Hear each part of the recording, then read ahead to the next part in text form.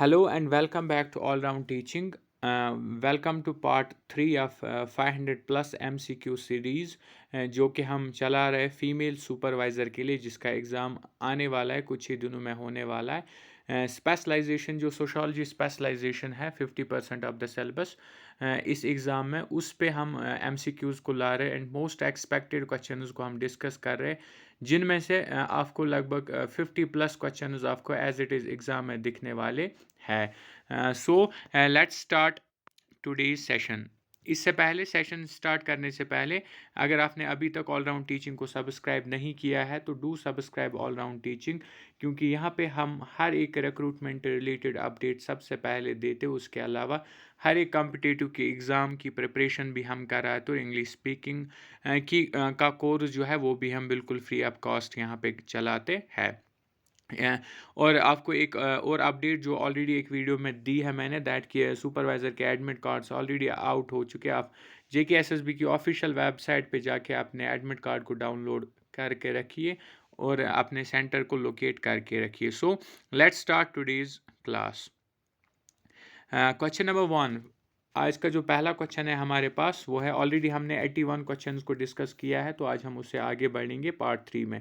According to social relation society is a web of. Social relations के हिसाब से जो सोसाइटी है, सोसाइटी एक वेब है। किस चीज़ की वेब है? The right answer of this question is option number B, that is massiver. Massiver, option number B is the right answer of this question. Now moving to question number 2. Question number 2 है हमारे पास, who has organism compared society with an, यानी कि किसने society को एक organism के साथ कंपेयर किया है। And the right answer of this question is Spencer.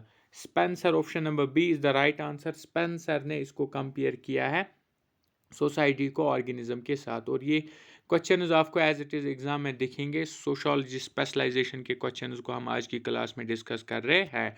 Now moving to question number 3, according to the theory of divine origin about society, it's believed that जो डिवाइन थ्योरी है origin of society, उसमें क्या बोला गया है, यानी वो society किस चीज़ पे बेस्ड है। Society is handiwork of God, society is outcome of force, society has nothing to do with God. And the right answer of this question is option number A, that is society is handiwork of God. ये जो है divine theory में बोला गया है कि society एक handiwork of God है। Now moving to question number 4। Question number 4 है हमारे पास, force theory about origin of society makes us believe that. क्योंकि सोसाइटी एक चैप्टर है सिलेबस का तो सोसाइटी पे क्वेश्चंस बन सकते हैं। जो फोर्स थ्योरी है उसके हिसाब से ओरिजिन ऑफ सोसाइटी क्या है?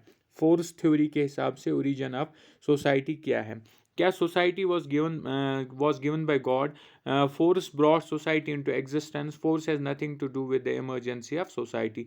And the right answer of this question is also option number A, that is society was given by God. ये force theory हमें बोलती है कि society was given by God. Now moving to question number 5. Question number 5 है हमारे पास, patriarchy and matriarchy theories about the origin of society believe that society emerged as a result of। और जो theories है society पे, एक को हम patriarchy बोलते हैं और दूसरे को हम matriarchy theory बोलते हैं। इन theories के हिसाब से जो origin of society है वो क्या है, society कैसे बनी है according to these two theories। And the right answer of this question is, हम सीधे राइट आंसर पे जाएंगे, that's option number B, expansion of family. Expansion of family is the right answer of this question. इसके बाद चलते हैं हम सीधे क्वेश्चन नंबर 6 पे। क्वेश्चन नंबर 6 है हमारे पास, patriarchy theory about the origin of society believes that. अब अगर हम सिर्फ पैट्रियार्की थ्योरी की बात करें तो वो पैट्रियार्की थ्योरी क्या मानती है, क्या कहती है सोसाइटी के बारे में?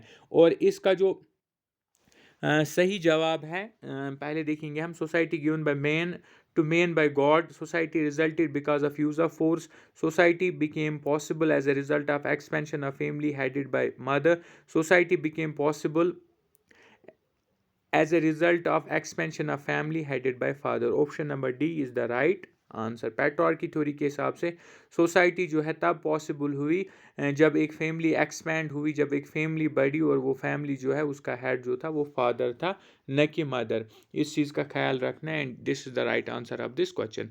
क्वेश्चन नंबर 7 है हमारे पास, who of the following had defined society as union in itself, किसने सोसाइटी को यूनियन इन इटसेल्फ बोला है? क्वेश्चन नंबर 7 है हमारे पास। इसका जो राइट आंसर है that's Giddings. Option number A is the right answer. Giddings ने बोला है कि सोसाइटी जो है ये एक यूनियन इन इटसेल्फ है। Now moving to question number 8।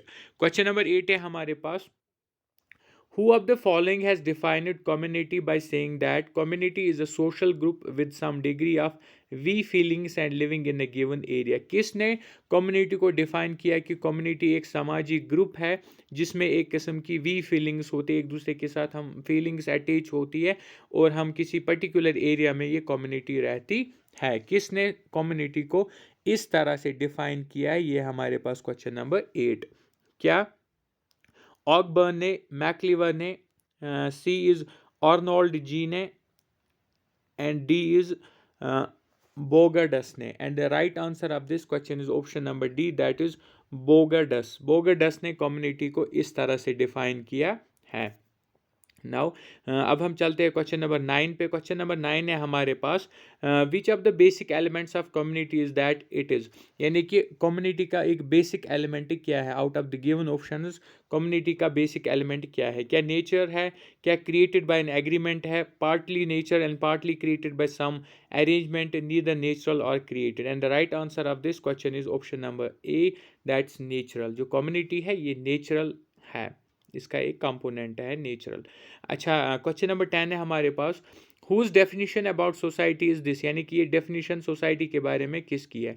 A complex of forms or processes each of which is living and growing by interaction with the others, the whole being so unified that takes place in one part affects all the rest. यानी ये definition जो society की है ये किसने दी है? ये हमारे पास question number 10। And the right answer of this question is, क्या मैकलीवर है, आई एफ साइबर है, डब्ल्यू एल थॉमस है, या सी एच कूली है? And the right answer is option number D, C H Cooley is the right answer of this question. ये definition society की C H coolie ने दी है। Now question number 11 है हमारे पास, who has defined society as a system of usages and procedures of authority and mutual aid of many groups and divisions of control of human behavior and of liberty all ever changing? यानी ये definition जो है society की है ये किसने दी है? ये हमारे पास क्वेश्चन नंबर 11।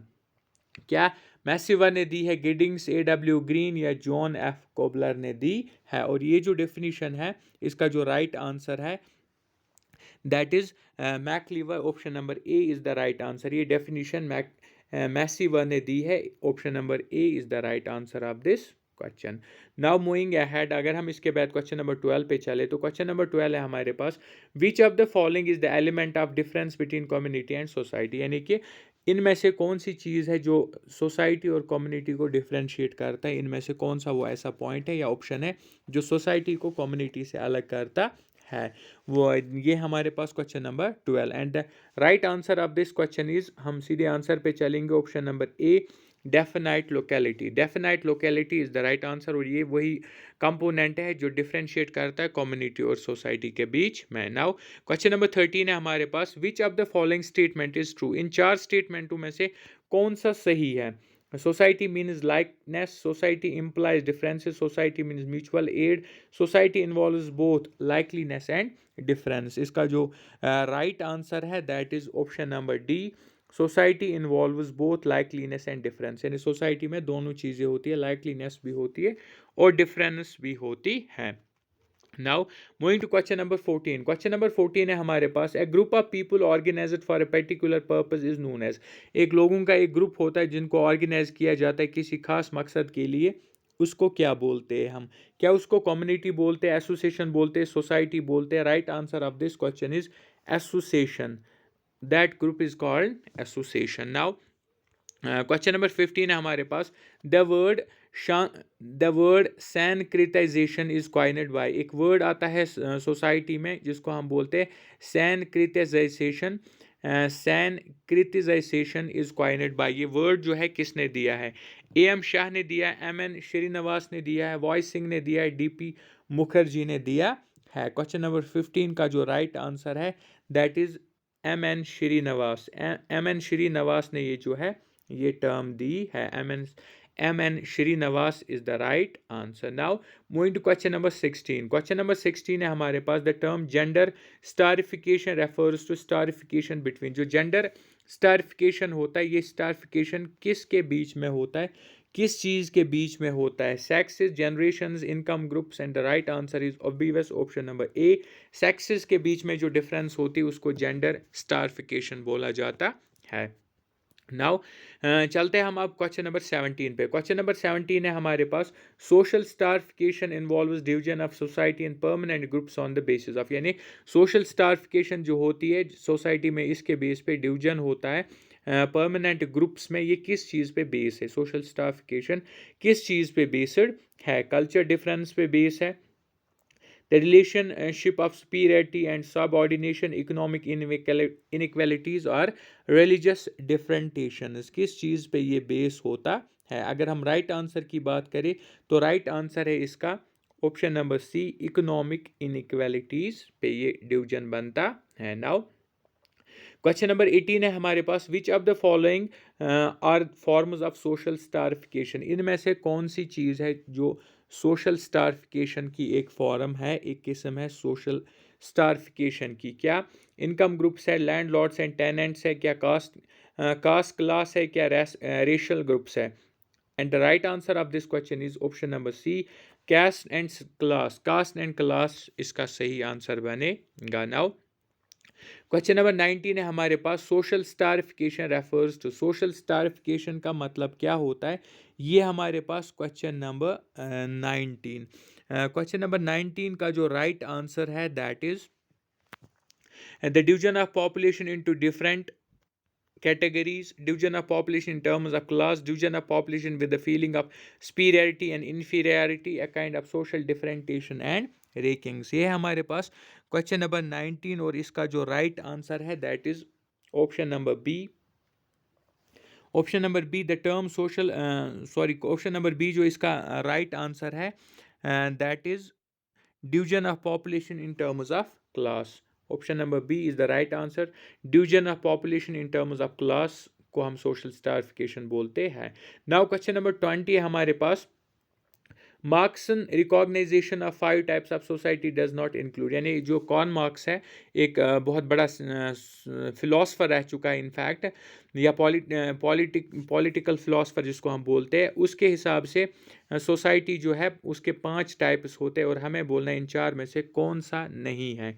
यानी 3 जो है वो टाइप्स है सोसाइटी के अकॉर्डिंग टू कॉर्न मार्क्स और एक नहीं है, वो उस एक को हमें फाइंड आउट करना है and that one is option number A, ancient society. Ancient society नहीं है उन 5 टाइप्स में की सोसाइटी में से जिनको रिकॉग्नाइज किया है कार्ल मार्क्स ने, बाकी जो 3 है वो है।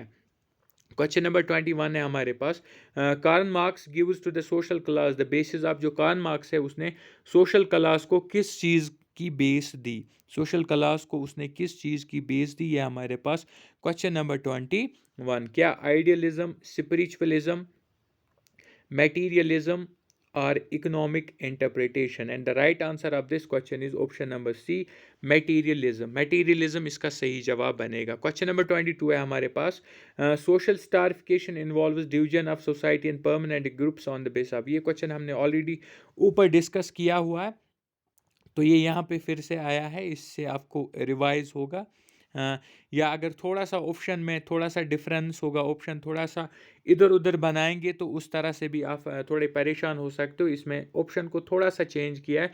सही आंसर जो बनेगा इकोनॉमिक ग्रेडिंग है। जो ऊपर का आंसर है वो भी सेम है लेकिन on the base of economic class हमने बोला था, यहाँ पे इकोनॉमिक ग्रेडिंग है।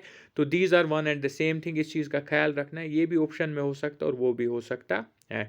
क्वेश्चन नंबर 23 है हमारे पास, the process in which a caste adopts the habits, customs and rituals of a higher caste in order to rise in caste hierarchy is called। इस चीज़ को क्या बोलते हैं? जब एक कोई भी कास्ट अडॉप्ट करता है किसी बड़ी कास्ट के हैबिट्स, कस्टम्स या रिचुअल्स को, ताकि उसकी जो कास्ट हिरार्की है वो उसको बढ़ा सके। क्या इसको एसिमिलेशन बोलते हैं? क्वेश्चन नंबर 23 है हमारे पास। क्या इसको डिसोल्यूशन बोलते हैं, आइडेंटिफिकेशन बोलते हैं या सैनक्रिटाइजेशन बोलते हैं? And option right answer of this question is that's option number B, Syncretization is the right answer, option number B. Now question number 24 है हमारे पास, society is a consciousness of the kind is the definition of, यानी society एक consciousness of the kind है, ये जो definition है ये किसने दी है, किरिंग, प्लेटो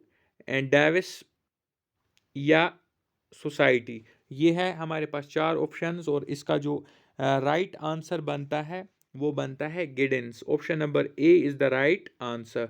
option number A guidance is the right answer of this question. Now moving to question number 25। Question number 25 हमारे पास, देश is an artificial creation whereas desh is a natural growth. इनमें से कौन सी चीज़ जो है आर्टिफिशियल क्रिएशन है, आर्टिफिशियल क्या है और नेचुरल क्या है?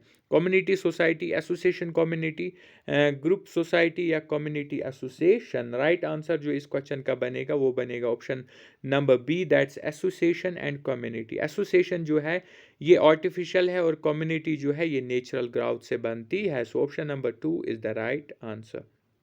नाउ क्वेश्चन नंबर 26 है हमारे पास, an association is formed when.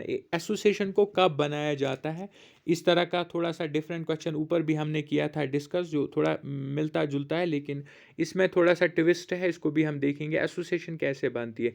The people are united for a purpose, the people have only specific purpose, the people are only united, none of the above. Right answer अगर हम देखेंगे option number ए है, क्योंकि association में लोग जुड़ते हैं किसी मकसद के लिए, that's why option number A सही आंसर बनेगा, the people are united for a purpose.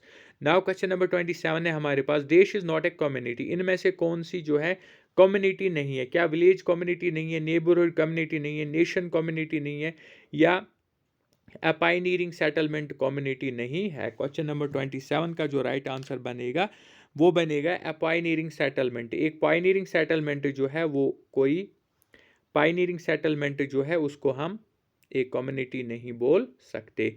बाकी जो है वो सारी कम्युनिटी, विलेज भी कम्युनिटी है, नेबरहुड भी एक कम्युनिटी है, नेशन भी एक कम्युनिटी है, लेकिन पायनियरिंग सेटलमेंट कोई कम्युनिटी नहीं है। Now moving to question number, sorry 1 second, moving to question number 28, who has defined community as an area of social living marked by some degree of social coherence। यानी ये definition जो community की है ये किसने दी है, कि जिसने बोला है कि कम्युनिटी एक एरिया ऑफ सोशल लिविंग है जिसमें some degree of social coherence होती है? किन्सली डेविस ने, लिंटन ने, मैकलीवर ने या पार्सन ने? राइट आंसर जो बनेगा क्वेश्चन नंबर 28 का, इसका जो राइट आंसर बनेगा वो बनेगा इसका मैकलीवर ने। Option number B is the right answer. ये सी होना चाहिए था, थोड़ा ऑप्शन में इधर उधर है। MacIver is the right answer. So question number 29 है हमारे पास, देश इज कंक्रीट वायरस देश इज एब्स्ट्रैक्ट। इनमें से कौन सी चीज़ कंक्रीट है और कौन सी एब्स्ट्रैक्ट है? कंक्रीट मीन्स जो जिसको हम टच कर सके, फील कर सके, और एब्स्ट्रैक्ट मीन्स जो टच ना हो। इनफैक्ट 29 का जो क्या एसोसिएशन कम्युनिटी आएगा, सोशल ग्रुप सोसाइटी आएगा, कम्युनिटी सोसाइटी आएगा? ये है हमारे पास क्वेश्चन नंबर 29 और इसका जो राइट आंसर है वो बनेगा option number C, community society. Community जो है ये एक कंक्रीट चीज़ है जबकि सोसाइटी एक एब्स्ट्रैक्ट चीज़ है। क्वेश्चन नंबर 30 है हमारे पास, nation is example of association. इनमें से कौन सा ऑप्शन है जो एसोसिएशन की एक एग्जाम्पल है? यानी इन चारों में से क्या चर्च एसोसिएशन है, विलेज एसोसिएशन है, पीर ग्रुप एसोसिएशन है, या प्लेमेट ग्रुप एक एसोसिएशन की एग्जाम्पल बन सकती है? And the right answer of this question is option number A, that's church. Church जो है ये एक एग्जाम्पल है एक एसोसिएशन की, क्योंकि चर्च बनाया जाता है ग्रुप ऑफ पीपल के जरिए किसी खास मकसद के लिए, जैसे कि वर्शिप के लिए। नाउ क्वेश्चन नंबर 31 है हमारे पास, फैमिली इज एन। फैमिली को हम किस तरह से डिफाइन कर सकते हैं? दिखने में ऐसे आसान सा क्वेश्चन है लेकिन एग्जाम में JKSSB अक्सर इस तरह के क्वेश्चंस पूछता है, और इस वाले फीमेल सुपरवाइज़र एग्ज़ाम में भी ये क्वेश्चंस आने के काफ़ी ज़्यादा चांसेस बनते हैं। जो फैमिली है इसको हम कैसे डिफाइन कर सकते हैं? क्या फैमिली एक एसोसिएशन है, इंस्टीट्यूशन है? बोथ एसोसिएशन और इंस्टीट्यूशन भी है, या इनमें से कोई भी नहीं है? अगर हम राइट आंसर देखें, फैमिली जो है वो एक एसोसिएशन भी है, ग्रुप ऑफ पीपल है, और एक इंस्टीट्यूशन भी है। दैट मीन्स राइट आंसर जो बनेगा वो बनेगा option number C, both A and B are the correct answers. Now moving to question number 32. Question number 32 है हमारे पास, सती प्रोहिबिशन एक्ट वाज पास्ड। जो सती सिस्टम चल रहा था उसको मना किया गया, प्रोहिबिट किया गया अकॉर्डिंग टू द एक्ट, वो कौन सा एक्ट है? सती प्रोहिबिशन एक्ट कौन सा है? 1856 का, 1829, 1929 या 1833? 32 का जो राइट आंसर बनेगा वो बनेगा 1829। That's option number B is the right answer. Sati protection act pass किया गया था, प्रोहिबिशन एक्ट सॉरी, 1829 में। Now moving to question number 33। Question number 33 है हमारे पास, widow remarriage act was enacted in which of the following year? यानी कि window remarriage act जो बनाया गया था वो कौन से साल में एनेक्ट हुआ था? And the right answer of this question is option number A, that is 1856। Window remarriage act जो है उसको एनेक्ट किया गया था 1856। Option number A is the right answer. Now moving to question number 34, Macaulay is known because of his contribution in the field of, एक बड़ा philosopher है जिसका नाम है मैकेले, वो किस फील्ड का था या किस फील्ड में उसने काफ़ी ज़्यादा अचीवमेंट हासिल की थी? लॉ, एजुकेशन, सोशल रिफॉर्म्स और polity? And the right answer of this question is education. Option number B is the right answer. Now moving to question number 35। Question number 35 हमारे पास, who is known as the father of modern education in India? जो India की modern education system है इसका father किसको माना जाता है? Macaulay, doctor R Radhakrishnan, doctor D S Kothari? Right answer is Macaulay. Option number A is the right answer. Macaulay को माना जाता है father of modern education in India. Now moving to question number 36। Question number 36 है हमारे पास, India adopted it is constitution. India ने अपना constitution कब अडॉप्ट किया? यानी कॉन्स्टिट्यूशन ऑफ इंडिया जो है वो कब अडॉप्ट हुआ था? And the right answer is obvious 26 जनवरी 1950। 26 जनवरी 1950 दिखने में आसान क्वेश्चन है लेकिन एसएसबी बहुत सारे आसान क्वेश्चन भी पूछता है जो अक्सर कैंडिडेट्स को गलत हो जाते हैं। आसान दिखते हैं लेकिन एट द एंड पता चलता है कि गलत हो गया है। सो इसीलिए मैंने इस तरह के कुछ क्वेश्चन जानबूझ के लिए है ताकि ये भी आपकी नज़र में रहे आप और आप इसको गलती से भी गलत ना करो। नाउ क्वेश्चन नंबर 37 है हमारे पास, the first step towards the economic equality in India was. यानी इकोनॉमिक इक्वालिटी लाने के लिए इंडिया में जो पहला कदम उठाया गया था वो क्या था? क्या वो था? Establishment of 5 year plan, abolition of zamindari system, introduction of panchayati program और आफ्टर इंडिपेंडेंस इंडिया और the community development program? And the right answer of this question is abolition of zamindari system. इसका भी ख्याल रखना, अक्सर जो बच्चे हैं वो किस ऑप्शन के साथ जाएंगे, वो सोचेंगे 5 ईयर प्लान इसीलिए बनाए गए थे इसी चीज़ के लिए ताकि इकोनॉमिक इनइक्वालिटी हो, लेकिन ये सही नहीं है। इसका जो राइट आंसर है वो है abolition of zamindari system is the right answer. Option number B. Now moving to question number 38। 38 है हमारे पास, after independence India adopted the policy of देश फॉर इकोनॉमिक डेवलपमेंट। आज़ादी के बाद इंडिया ने इकोनॉमिक डेवलपमेंट के लिए कौन सी पॉलिसी को अपनाया था या अडॉप्ट किया था? कैपिटलिज्म, सोशलिज्म, मिक्सड इकोनॉमी या all of the above? And the right answer of this question is mixed economy, क्योंकि जब भी एक इकोनॉमिक डेवलपमेंट की तरफ कोई मुल्क जाता है या कोशिश करता है इकोनॉमी को डेवलप किया जाए तो वो जो इकोनॉमी बनाते सबसे पहले वो उसमें मिक्सड रखते हैं, यानी कैपिटलिज्म भी सोशलिज्म भी, पब्लिक प्राइवेट दोनों को एलो किया जाता है to run the industries and to run the business, जिसको हम मिक्सड इकोनॉमी बोलते हैं, ताकि इकोनॉमी जो है वो ग्रो कर सके, वो डेवलप हो सके जल्द से जल्द। क्वेश्चन नंबर 39 है हमारे पास, the policy of LPG was introduced in. जो एलपीजी की पॉलिसी है उसको कब इंट्रोड्यूस किया गया? And the right answer is 1991। Option number B is the right answer. आज की क्लास में हम 40 क्वेश्चंस को डिस्कस करेंगे। So this is the last question of today's session और कल की क्लास में हम और 40 से लेकर 50 क्वेश्चन को कंप्लीट करने की कोशिश करेंगे। क्वेश्चन नंबर 40 है हमारे पास, who classified rural classes into 3 social classes, namely into maliks, kisans and mazdoors? यानी कि किसने रूरल क्लासेस को, गांव के लोगों को क्लासिफाई किया 3 समाजी ग्रुपों में?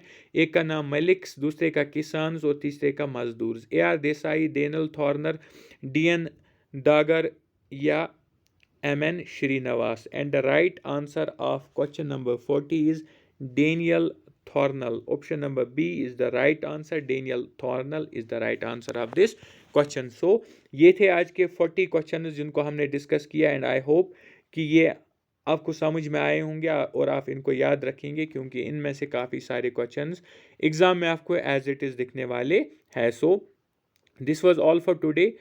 Do subscribe all round teaching, like and share also with your friends ताकि आपके साथ साथ वो भी प्रिपेयर हो पाए अपने इस एग्ज़ाम के लिए अपने आप को प्रिपेयर कर सके और अपनी सीट को जो है कंफर्म कर सके सोशल वेलफेयर डिपार्टमेंट में for the post of female supervisor. So thank you. This was all for today.